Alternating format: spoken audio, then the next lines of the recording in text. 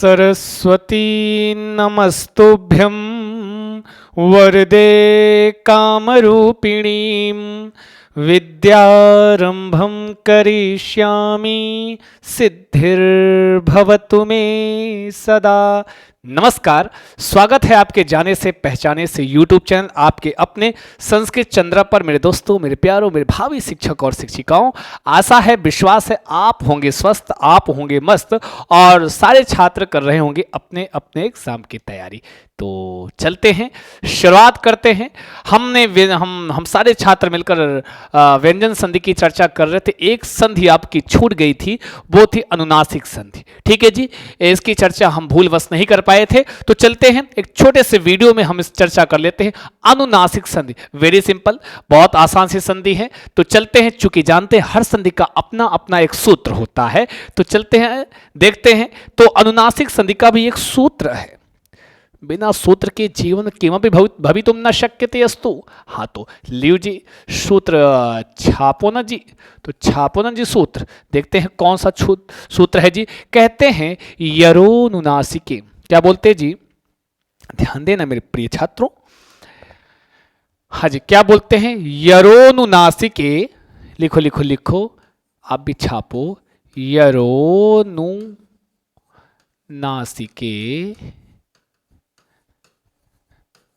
के नुनासिकोवा।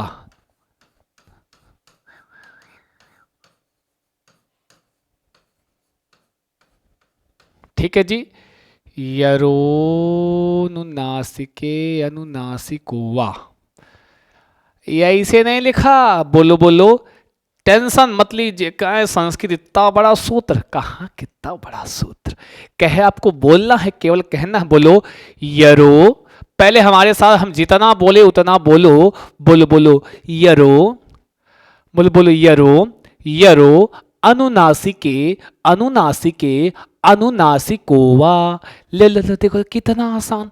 हेलो कर लो बात, इतना आसान तो आपने पढ़ाई। बोलो बोलो यरो, इतना पढ़ो, यरो अनुनासिके, फिर अनुनासिकोवा। यरो अनुनासिके अनुनासिकोवा। ये जो चिन्ह दिख रहा है, ये अवग्रह का चिन्ह होता है। इसका मतलब क्या होता है, ह्रस्व आ। आपको मैंने पूर्ण रूप संधि में इसको बताया है, समझाया है। हाँ, तो इसीलिए मैं अनुनासिके अनुनासिको कह रहा हूं। ठीक है ना जी। तो यरोनुनासिके अनुनासिकोवा, जितने छात्र जुड़े हैं सारे बोलेंगे, मेरे साथ बोलेंगे।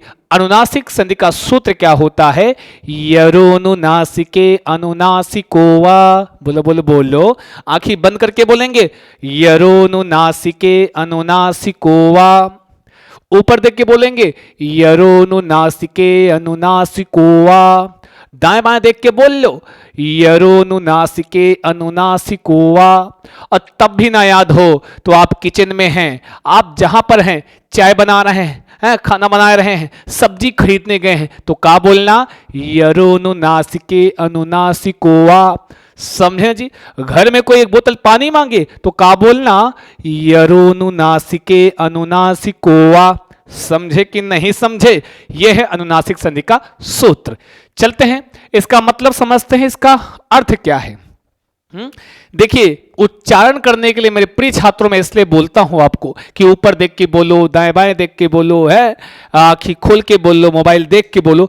इसलिए कहता हूं कि जितना संस्कृत का उच्चारण करेंगे, जितनी बार उसकी आवृत्ति करेंगे, जितनी बार आप बोलते हैं, उतना आपको मन मस्तिष्क में वो है भ्रमण करता है। और कहीं ना कहीं वो आप जब परीक्षा हॉल में आप बैठते हो तो वो ध्यान आ जाता है, वो कहीं लिखा देखे तुरंत आप पकड़ लेते हो ना जी। आओ समझते हैं। यरो से तात्पर्य क्या है, यर प्रत्याहार। यरो से तात्पर्य क्या है, यर एक प्रत्याहार है। ठीक है जी। और देखते हैं जी, यरो से तात्पर्य क्या है, यर प्रत्याहार। अनुनासिके, जैसे बालके, रामे, कृष्णे, सप्तमी एक वचन, मतलब अनुनासिक वर्ण। इसका भी मतलब क्या होता है जी, अनुनासिक वर्ण। चूंकि सप्तमी लगी है तो ये बाद में रहेगा। अनुनासिक वर्ण। अनुनासिको, इसका भी मतलब अनुनासिक वर्ण, दो दो बार आया है। अच्छा जी, अनुनासिक वर्ण। वा मतलब विकल्प से, वह मतलब विकल्प से, अथवा है वह मतलब विकल्प से हो जाता है। ठीक है जी। अब आओ देखते हैं, हमारे पास तीनों चीजें हैं, पूर्ववर्ण, परवर्ण और संधिवर्ण। बस उनको व्यवस्थित क्रम में हमको रख लेना है, समझ लेना है और जान लेना है। तो आओ आओ चलो देखते हैं, समझते हैं। प्रिय छात्र, यरोनुनासिकी अनुनासिको वा, यरो मतलब यर प्रत्याहार हो गया। हम इसको संक्षेप में समझना चाहें, कुछ यूं समझ सकते हैं, ऐसे। आओ देखो कैसे संक्षेप में जो हम कोष्ठक में बताते हैं, यदि यदि पदांत यर के बाद, किसके बाद जी?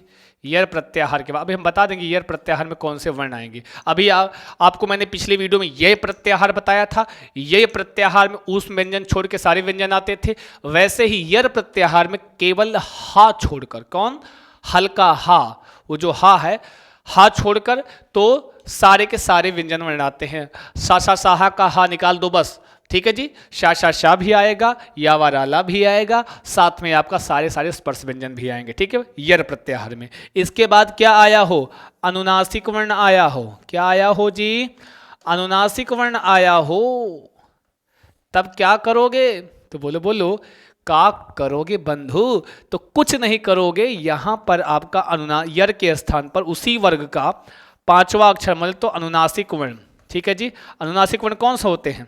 प्रत्येक वर्ग का पंचमाक्षर अनुनासिक आदेश हो जाता है। चूंकि संधि का नाम क्या है? अनुनासिक, तो जो नाम होता है, मैंने आपको बहुत पहले बताया, कई बार बताया, संधि का जो नाम होता है वही उसका आदेश वर्ण होता। समझे कि नहीं समझे? आई बात? गई समझ में? तो क्या करें, आगे बढ़ लें, आगे चलें मेरे प्रिय छात्रों। एक उदाहरण के माध्यम से देख लो, अच्छे से समझ में आएगा, बहुत बढ़िया समझ में आएगा, ठीक है ना जी। तो आओ ना जी, आओ देखते हैं मेरे प्रिय छात्रों, आगे बढ़ते हैं। पहले तो ये जो यर प्रत्याहार है, तुम आप सारे छात्र यर जान लो क्या होता है? यर प्रत्याहार क्या होता है? यर में क्या था? ईयर में नहीं, यर में, यर यर यर यर यर प्रत्याहार में आपका हा को छोड़कर सारे व्यंजन, हा को, ये सब आपकी जुबान पे याद होना चाहिए, बता दे रहा हूं। हा को हम पूछेंगे भी सबसे, देखना तुम्हारे मम्मी पापा को फोन करके हम पूछवाएंगे। हा को छोड़कर समस्त व्यंजन आ जाता है किसमें? किसमें? तो यर प्रत्याहार में, ठीक। हाँ, तो बस इतनी सी बात, ठीक। कोई दिक्कत, कौनो समस्या है? सर्दी जुकाम कुछ नहीं होगा। हुआ हो तो माहेश्वर सूत्र पढ़ लेना, सही हो जाएगा, ठीक। और इसका हम देख लेते हैं क्या क्या क्या। सुनो, चुप्पे देखो, बोलो नहीं। देखो, प्राक धन मुखा, एक उदाहरण लिख लेते हैं। क्या? प्राक धन मुखा, क्या होगा जी? प्राक धन मुखा। तो चलो चलो चलो, आप सारे विद्यार्थी बताइए, क्या बताएं, बताइए ये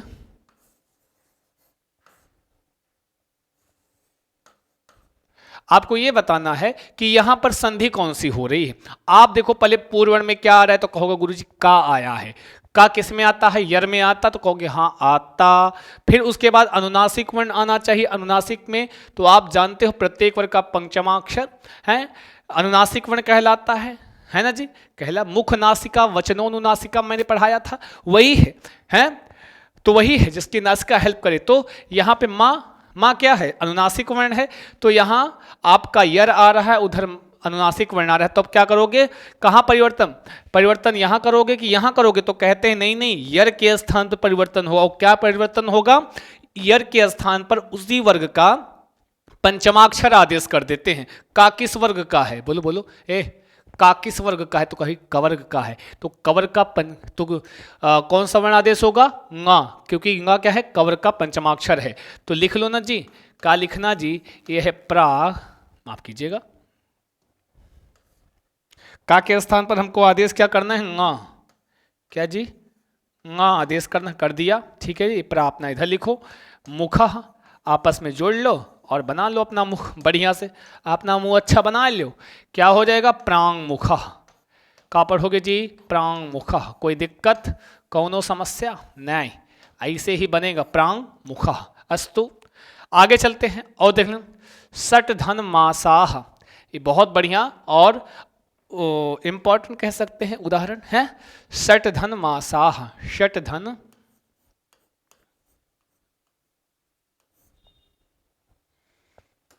षट धन माशाह, मासाह। ठीक है जी। अब यहां पे टा है तो ये क्या हो गया, टा क्या है, यर में आता है तो टा सारा कुछ आता, केवल किसको छोड़कर, केवल हा नहीं, मैंने क्या लिखा, केवल हा को छोड़कर, हा नहीं आना चाहिए, बस क्या नहीं आना चाहिए जी, तो कह रहे हैं कि हा को छोड़कर हा नहीं आना चाहिए, बाकी सब आ जाए। ठीक है जी। तो टा क्या है, उसके बाद माँ आया है, मतलब अनुनासिक वर्ण आया है, तो क्या हो जाएगा बंधु, यहां पर यर के स्थान पर, तो यर प्रत्याहार का पूर्व वर्ण में, टा के स्थान पर टा का, टवर का अंतिम अक्षर क्या है, तो ट ठ ड ढ ण होता है, तो ण लिख लो ऐसे। और यहां पे आपका शाही है, इधर आपका मासाह, आपस में काली मेहंदी काटो घुलो और लगा लो, जोड़ो और संधि बना लो, तो क्या हो जाएगा, षण्माशाह। क्या हो जाएगा जी, षण्माशाह। संधि कौन सी है, तो क्या बताओगे, अनुनासिक संधि है। किस सूत्र से षण्माशाह में संधि हो रही है, तो क्या बताओगे, तब कहोगे यरो नुनासिके नुनासिको वा, है ना जी। कोई दिक्कत, कभी कभी आपको उदाहरण दे देगा, पूछेगा किस सूत्र से संधि हुई है, तब आपको सूत्र बताना होगा। तो सबसे पहले तो जानोगे भैया संधि कौन सी, जब जान जाओगे कि अनुनासिक संधि है तो सूत्र तो आपको वो मैंने आँख ही बंद करके याद ही करा दिया है, तो तुरंत बताओगे यरो अनुनासिके अनुनासिको वा। कोई दिक्कत, कौन समस्या, प्रामुखा, है ना जी, कौन समस्या हो बताओ। जैसे कहते हैं जगत धननाथ जगन्नाथ, सब जानते हैं, जगत धननाथ अस्तु, लिख लो का उदाहरण, क्या जी, उदाहरण इसको लिखवा दे रहा हूं मैं सारे हैं, जगत धननाथ, क्या बनेगा जी, अब यहां ता मतलब आए, केवल हा ना आए बस, केवल, ठीक है जी, पूर्व वर्ण में केवल हा ना आए बस, अनुनासिक संधि में। उसके बाद क्या, लेकिन उसके बाद आपका अनुनासिक वर्ण ना क्या है, एक अनुनासिक वर्ण है, तब क्या करोगे, जहां पर यर प्रत्याहार का वर्ण है वहां पे हम उसी वर्ग का, ता था दाधा ना, उसी वर्ग का पंचमाक्षर आदेश कर दिया। ये क्या बन गया, जगन। इधर आपका नाथा है तो नाथा लिख लो, ठीक है ना जी, नाथा लिख लो, आपस में जोड़ लो, क्या बन जाएगा, जगन्नाथ। कोई दिक्कत, कौनो समस्या बंधु, नहीं ना जी। जगन्नाथा में संधि कौन सी, अनुनासिक संधि, किस सूत्र से हुई है, यरोनुनासिकी अनुनासिको वा से हुई है। आई बात गई समझ में। एक उदाहरण और लिखो, इंपॉर्टेंट थोड़ा सा है, थोड़ा क्या मतलब इंपॉर्टेंट, सब कुछ इंपॉर्टेंट है ना जी। एतद धन मुरारी, क्या जी, एतद धन मुरारी, एतद धन मुरारी का बनेगा, चलो बताओ, ये जो देख रहे हो निहार रहे हो इसको खुद बताओ, इतनी देर से बैठे हैं केवल देख रहे हैं, पहले खुद बताओ फिर हम बताएंगे। एतद धन मुरारी, पहले देखो संधि हो रही कि नहीं हो रही, कहोगे हाँ गुरुजी, यहां पर तो इधर दा है तो यर का वर्ण है, उधर मुरारी है तो माँ क्या है, अनुनासिक वर्ण है, और बाद में आ रहा है तो इसका मतलब जहां यर प्रत्याहार का वर्ण होगा उसके स्थान पर आप अनुनासिक आदेश कर दोगे, ताथा दाधना ना आदेश हो गया, एतन। इधर आपका मुरारी ही, हाँ जी मुरारी, अब मुरारी भाई साहब देखो, मुरारी ही, आपस में काटो घुलो लगाओ जोड़ो बनाओ काली मेहंदी, तो का बन जाएगा जी, ये का बन गया, एतन मुरारी। क्या बन गया, एतन मुरारी। एक चीज ध्यान देना, पूछो क्या, पूछो क्या, एतन मुरारी में कौन सी संधि, कहोगे अनुनासिक संधि, और आपने पीछे जस्ट संधि में इसी का उदाहरण पढ़ा है, क्या, एतद मुरारी है, क्या पढ़ा है, यहां पर आप लिख लो कौन सी संधि, तो कहोगे अनुनासिक संधि, हम यहां लिखवा दे रहे हैं, आप भी जानते रहना, ठीक है, अनुनासिक संधि होगी इसमें, ठीक है जी, अगर बीच में ना आया है, और यही अगर आपका ऐसा आ गया, एतद मुरारी में कौन सी संधि है, तब का बताओगे, पढ़ा कि नहीं पढ़ा, तब कहोगे जस्तो संधि है, कौन सी संधि है, जस्तो संधि है, समझे कि नहीं समझे मेरे प्यारे छात्रों, चूंकि और क्यों है, चूंकि यहां पर द है, वर्ग का तीसरा अक्षर, और जस्ट संधि में वर्ग का तीसरा अक्षर आदेश होता है, और अनुनासिक संधि में वर्ग का पांचवा अक्षर आदेश होगा, तो प्रिय छात्र यहाँ ना की वजह से एतन मुरारी अनुनासिक संधि, एतत् मुरारी जस्तो संधि। आई बात हो गई समझ में, कोई दिक्कत है, कोई समस्या हो तो बताए दो।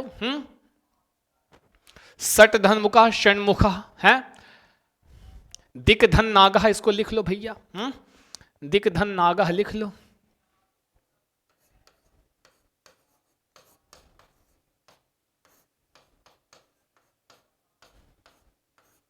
चलो बनाओ। चूंकि ये अनुनासिक वर्ण है, इधर का कवर का 5वां अक्षर आदेश कर दो, तो दिंग, इधर आपका नागः, अस्तु। अब आपस में काटो घोलो लो, काली में थी जोड़ो और बना लो, आपकी संधि हो जाएगी।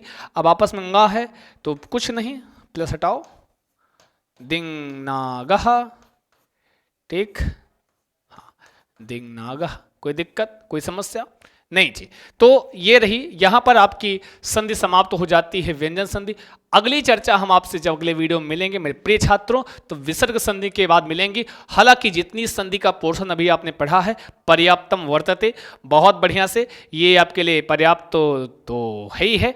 बाकी लेते हैं आपसे विदा, मिलते हैं अगले वीडियो में। चूंकि अभी शुरुआत नहीं करेंगे, छोटी सी वीडियो बनाया हूं ताकि जब हम विसर्ग संधि की शुरुआत करें तो एक नए वीडियो के साथ हो। लेते हैं आपसे विदा, नमस्कार, शुभम भूयात् सर्वदा। स्वस्थ रहें, मस्त रहें, व्यस्त रहें, करते रहें अपने एग्जाम की तैयारी। जय हिंद, शुक्रिया, धन्यवाद।